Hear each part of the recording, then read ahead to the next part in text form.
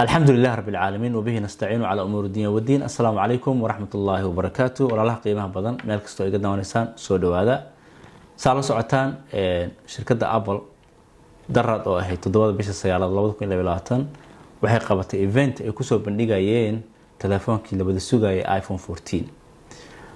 مركا سنة كستا أديكو عندها أفرد سنة وجود بيسي شركة أبل مركي تلفون عشوصها صارت anigu muuqaalan ka diyaarinayay anigoo markaa soo daawaday eventigii waxyaabo badan soo akhriyay dadka rumorska ama Apple rumors dadka la yiraahdo soo dhadhageeyay marka talooyinkaas oo dhan anigoo haayo ayaan muuqaal ka diyaariyay si walaalaha doonayo ee qaarkood ila soo xiriiray ay rabo inay soo qaataan telefoonka cusub ay bal go'aan u gaaraan inay bal haboonta inay soo qaataan in kale marka Apple event oo darar dhacday waxa lagu soo bandhigay saddex products midka koowaad dabcan waa iPhone midka labaadna waa saacada midka saddexaadna waa Apple AirPod-ka oo sanadkan aad runtii waxa badan kusoo kordhiyeen oo isleeyahay qofka haysta Apple AirPod Pro wuu ku qasbanaan doonaa inuu soo qaato hadduu awoodo Apple AirPod Pro second generation marka muuqaalka inuu dheeraado ma rabo inaan soo koobaan rabaa sidoo kale gabagabada muuqaalkan waxaan rabaa inaan kula wadaago hal arrin oo aan isleeyahay qof kastoo Soomaali ah ama dalka ha joogo ama dibadda ha joogo waxay ku noqon doontaa niyad jab hadduu doonayo inuu telefoonkan iPhone 14 soo qaato weeyaan inta badanna marka muuqaal diyaarinayo ama ka diyaarinayo Apple iPhone-ka waxaan idin sheegaa ama idin la wadaagaa taladii aan anigu nafsadeyda siin lahaa sababtoo ah 2000 waxaan filayaa 11 miya ilaa hadda waxaan isticmaalay anigu telefoonka Apple aan isticmaalay waa muddo 10 sano ka badan waay marka taladii aan nafsadeyda siin lahaa ayaan muuqaalkan rabaa inaan idin kula wadaago marka muuqaalka ma raba inuu dheeraado waxaan rabaa inaan marka hore idin tuso bal telefoonada isoo saartay sanadkan Apple waa meeqa nooc weeyaan midka koowaad ay soo saareen waxay u bixiyeen iPhone 14 midka labaadna shaashada kale ka aragtaan waxay u bixiyeen iPhone 14 Plus midka saddexaadna iPhone 14 Pro midka afraadna iPhone 14 Pro Max iyo midka shanaad oo ah iPhone 14 SE shantaas qaybood ay daraad Apple soo saareen marka qiimahan u boodi doona qiimaha iPhone 14ka laba qaybood uu ka kooban mid waa 14 caadi mid waa Plus waa 61 inch iyo 67 inch wuxuu ka bilaabanayaa 799 14 Plus kana wuxuu ka bilaabanayaa 899 SE gana waa 429 asaga cabirkiisuna waa 4.7 inch 14 Pro and Pro Max oo isla dad badan kuwaas rabaana oo ah telefoonka waxyaabo badan kusoo kordhiyay sanadkan isna waa 61 iyo 67 inches ayuu ka kooban yahay midka Pro-ga dabcan waa 61 Max-gana waa 67 inches waay qiimahoodana midna waa 999 kan yar kan weyn wuxuu ka bilaabanayaa $199 intaas waa telefoonka ay soo saareen waxay marka sanadkan markii kuwa kale ma sheegay waxaan ka hadlayaa iPhone 14 Pro-ga waxay soo kordhiyeen sanadkan wax badan ay ka qabteen batteriga dadka dhibka ku qabo inuu ka dhaco sanadkan aad iyo aad ay batteriga u weynayeen wuxuu ku hayn karaa bay dhaheen in ka badan 36 saacadood ama in ka badan 30 saacadood ayuu ku hayn karaa kaamirada midka Pro Max-ga waxay ka dhigeen 48 megapixel aan fiirino horta website-kan galeynaa iPhone ku dhufanayna marka hoos soo aad kan hadda idin muuqda waa midka iPhone 14 oo bixiyeen iyo iPhone 14 Plus midkan waa SE-ga caadiga ah basic ah oo raqiiska $429 ka bilaabanayo weeyaan midkan u socona marka anaga waa Pro-ga marka afartan qaybood waayo oo mid walba mid kale uu wato midka laga reebo midkan dhexe 13ka oo hore u jiray oo wali ay hayaan sababtoo isbedel badan ma jiro taas waa u keep gareeyaan saan isleeyahay marka aan Pro ku dhufano marka program isleeyahay dad badan way rabaan Pro-ga meesha hadda idin muuqata mujada qofka ku soo wac halkaas ka arkaysaa wax walba information-ka halkaas waxay u bixiyeen Dynamic Island ay u bixiyeen waxay ku soo kordhiyeen telefoonada hore ma lahayn marka dad badan laga yaabaa inta kaliya inay upgrade u sameeyaan colorka dabcan deep purple-kaas way ku soo kordhiyeen kana Dynamic Island-ka idin sheega waa ka adigoo telefoonkaada iska maartay wax kale ku isticmaalayo ayaad halka waxa ka daawanaysaa haddii مثلا aad safar tahay oo kale GPS waxyaabahaas halkaas ka arkaysaa halkan waxaa idinkaga muuqdo lock screen-ka ama always display on oo dad badan laga yaabo inay intaa kaliya telefoonka usoo qaataan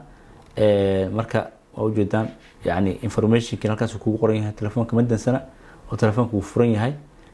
laakiin ma isticmaalay batarigana waxay dhaheen wax dhibaato uma keenayo marka arintaas dad badan laga yaabo inay martaqaana upgrade u sameeyaan Samsung weligiis wuu lahaa dabcan laakiin kana hadda ku soo kordhiyeen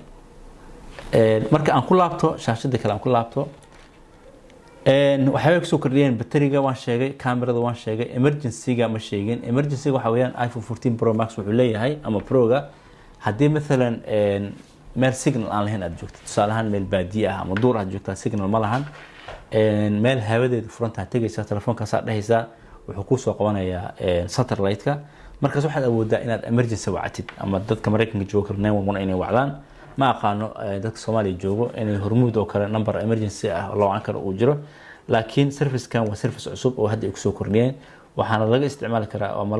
laga isticmaali karaa bay dhahan kaliya Canada iyo Mareykan labada sano ugu horeysa free bay ka dhigeen laakiin wixii ka dambeeya waxa la rajaynayaa inay lacag ka dhigaan dynamic island-kan waa idin sheegay yani telefoonka aad isticmaalayo ayaad koor ka arki kartaa information-ka iyo hadii ma taqaana aad safar aheedo GPS to kale adigoo telefoonkaadi muxuu ahaayay aan meel kale aadin ayaa information halkaas ka arkaysa iyo waxa dhageysanaysa inta badan screen-ka guud waxay ku soo kordhiyeen 2 times better macnaha xagga display-ga مثلا tusaale ahaan hadda iPhone 13 iyo 14-ka qofka Soomaaliya joogo kale oo meel qorax ah marayo kale xogaa mugdi buu ahaan jiray oo mataqaana markii aad meel qorax joogto kale waa ina saa dhaxdaa telefoonka asa u fiirisa mugdi fara badan ku jira hadda xogaa waxay sameeyeen way kordhiyeen resolution-ka ay kordhiyeen marka qorax kasto telefoonka ku dhacdo screen-ka si clear ah arkaysa ay leeyihiin waan sheegay like screen ama always display on way ku soo kordhiyeen oo telefoonada hore ma lahan 12 iyo 13 hatta 11 ma lahan waxa kale oo soo kordhiyeen crash detection oo ah hadii telefoonkaada adigoo jaabka uu kugu jira ama gaari uu ku saaran yahay aan shil gashid ilaahay naga hayo emergency-ga ayuu markaba uu ku wacay telefoonka 911 ku wacaya waxa kale oo soo kordhiyeen hal color saan hore u sheegay oo u bixiyeen deep purple marka sideedan waxyaabood hadda design-ku waa iska mid hadda mesela qofka iPhone 13 haysto kale oo case-ka iPhone 13 uu isticmaalayay wuxuu isticmaali karaa iPhone 14 waa isku mid waxa isma dhaamaan marka sideedan waxyaabood maxaa adiga muhiim ku ah su'aasha meesha taalo ma waxa tahay qof YouTuber ah oo telefoonkiisa maanta wax ku duubo batteriga agtaada muhiim ka yahay kamerada agtaada muhiim ka tahay oo resolution fiican oo marta inaad camera weyn maanta aad wadanin oo telefoonka jaabkaaga kugu jira aad wax ku duubtid marta 48 megapixel andib ugu laaban screen-ka kale oo Apple macnaha website-kooda sida halkan kaga muuqato Pro Max camera system-ka waxay ku soo kordhiyeen 48 megapixel awal waxaan u maleeyaa inuu ahaa 12 hadda waxay ku soo kordhiyeen megapixel oo ah 48 aad iyo aad ayuu kordhiyeen dabcan marka agtaada hadii ay muhiim ka tahay kamerada dabcan waa habboon soo qaadatid xagga processor-kana kuwa hore waxay ahaayeen 15 laakiin Pro Max waxay ka dhigeen sanadkan 16 ayay ka dhigeen marka waxyaabahaas oo dhan hadii agtaada muhiim ay ka yihiin ha soo qaado hadii laakiin agtaada muhiim aan ka ahayn waxba soo qaadan marka iPhone 14 Pro ama Pro Max ayaa waxa soo dhan leh kuwa kaleeto wax badan oo ay hadda 12 ama 13-ka uga fiican yihiin ma jiro xagga price-ka 13-ka iyo 12-ka qiimaha gadayeen on bay gadayeen iyadoo kamerada la kordhiyay iyadoo ma aragto waxyaabo badan lagu soo kordhiyay wali qiimaha isma bedelin laakiin hal arin oo dabcan aan rabo inaan idin la wadaago gabagabada muuqaalka ayaa dad badan oo Soomaali ah ay ma aragto arinkan ay soo gadan doonaan telefoonkan cusub aan isleeyahay marka aan dib ugu laabano waxyaabihii sideed ahaa aan mar kale ku laabto sideedan waxyaabood batteriga oo mesela 30 iyo saacado ka badan telefoonka hal charger oo yani aad ku isticmaalaysid iyo kamerada oo 48 megapixel hadaad Pro ama Pro Max soo qaadanaysid iyo emergency calling service-ka iyo dynamic island-ka ama display-ga oo ah 2 times better than kii hore iyo like screen-ka oo telefoonkaada iska dansan aad kor ka arkaysid ma aragtay wixii information ah oo aad mesela ku kaydsatay iyo crash detection-ka iyo color-kaas halka color ee deep purple-ka u bixiyeen sideedaas waxyaabood hadii aad fikirtay ama 12 aad haysatay ama 13 aad haysatay oo fikirtay agtaada muhiim ka yihiin hadii jawaabtu ha tahay yes iPhone 13ka iska dhig oo kan soo qaado. laakiin haddii waxyaabaha agtaada aan macno ka samaynayn oo 2 alifka iyo 13ka uu ku shaqeynayo aad u shaqeynayaan wax aad maaragtay upgrade u samaysan sanadkan anigu ma arko. intaas oo naga baxay iPhone-ka intaan ka bixinna waxaan rabaa inaan gabagabada muuqaalka in kulooda arrintan idin sheegay. waxaan aadaynaa marka AirPod-ka maxay soo kordhiyeen sanadkan AirPod-ka waxay ku soo kordhiyeen dabcan control oo aad ka control kartid volume-ka ayaad meesha ka control kartaa awal ma lahaan jirin. qiimahana waa isla wax yar u ka raqiisan qiimihii hore. waxay kaloo soo kordhiyeen xagga case-ka ayay aan ku dhufan leen mar aan dhahno dabcan in case-ka tusaan laga yaabaa.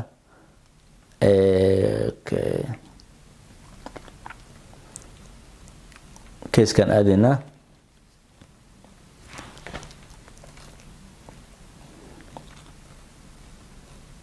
waa kana case-ka waxay ku soo kordhiyeen kii hore hadda pro generation kan kii ka horreeyay waaye. inta saartid Apple Watch saacada kan aad ku dadgareysatid kuma jajgaroobi karin. hadda laakiin way ku soo kordhiyeen. batarigana waxay ka dhigeen awal wuxuu ahaa maxamed dhowr 10 saacadood ayuu ku heenayay I think 12 saacadood 18 saacadood. haddeertan waxay yiraahdeen up to 30 hours ilaa 30 saacadood ayuu ku heenayaa. arrinta ugu muhiimsan marka oo aan rabo inaan aniga xataa upgrade u sameeyo waxa weeyaan haddii uu kaa dhumo halkaas waxay ku sameeyaan samaacad yar. samaacadaas ayaad adigoo aadayo find my iPhone appka adigoo aadayo ayaad ka qeylisiin kartaa. laakiin kuwii hore oo kan uu ka mid yahay waa in dhegta ay ka baxsan tahay oo ay banaanka taalo si aad u heshid. dhegtan kaliya qeylin jirtay. hadda laakiin waxaa qeylin doona oo markii aad wacdid yani qeylin doona case-ka ayadoo case-ka uu kugu jiro dhagaha ay kugu jiraan. marka arrintaas dad badan ayaa laga yaabaa inay upgrade u sameeyaan maxaa la yiraahdaa Apple AirPod Pro second generation. hadda marka aado maxaa la yiraahdaa saacadana waan soo koobaya saacadan aadina saacada sanadkan waxay ku soo kordhiyeen halkan midaan ay u bixiyeen Ultra ay u bixiyeen oo ay ugu talagaleen dadka loo yaqaan athleteska ee ma taqaana kubadda ciyaara qaarkood hiking sameeya kuwa dabaasha ay ugu talagaleen maadaama qiimaha uu yahay $799 waxay ugu talagaleen dadkaas inay ku target gareeyaan sababtoo ah baterigiisana way badiyeen dabcan. waxay kaloo sameeyeen xagga biyaha 100 mitir ayaad u geli kartaa biyaha oo wax biyaana ma geli karaan. sidoo kale screen-kana way adkeeyeen haddii jug ay ku dhacdo waxba ma gaarayaan oo maartay muxuu ahay ma jabayso adoon screen protector aan saaran. midda basic ah Apple Watch Series 8 waatana qiimaha runtii aad u yareeyeen sanadkan 3.9 ay ka dhigeen. yani marka loo fiiriyo markii hore marka hore waxa u maleynaa 500 iyo xogaa la geli jiray kada way yara qiimaha ayay kordhiyeen. Apple Watch Series 8 3.9 waa midda GPS-ka kaliya leh. midda kale ee cellular-ka leh aad SIM card-ka ku shaqeynaysana waxa weeyaan waa 4.9 oo $100 leeyihiin. middan waa midda basic ah marka SE-da waa 249 middaana waa Ultra-dii ay idin sheegay haddaan soo aragnay weeyaan. marka saddexaasna way soo saareen. marka qofka haysta Apple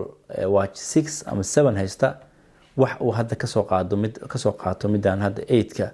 ma jirto. hadda uu rabo inuu artay upgrade sameeyana anu waxaan kula talin lahaa midaan weyn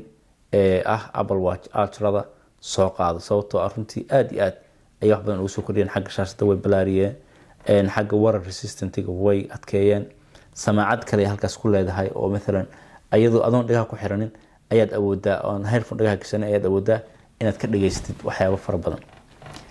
taasna marka saacadana wataa. marka aan dib ugu laabano maxaa la yiraahdaa iPhone-ka aan dib ugu laabano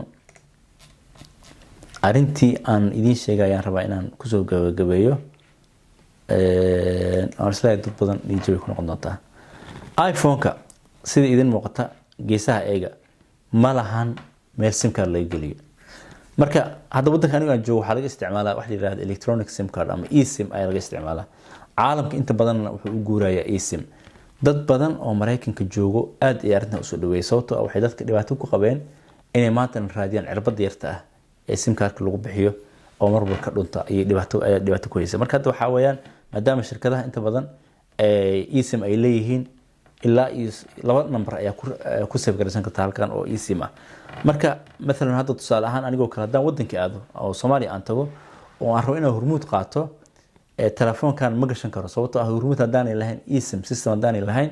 ma ii shaqeynayo. marka qolfu iska noqonayo telefoonka meesha markaan iPhone 12 haysto ama 13 aan haysto markaan Muqdisho tago aan SIM card inta gashto keegi aan wadanka ka imidna leegu programmiyo maartay eSIM leega dhigo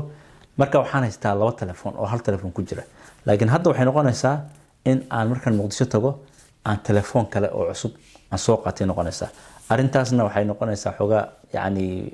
qof laba telefoon wata noqonaysaa marka waa dhibaato.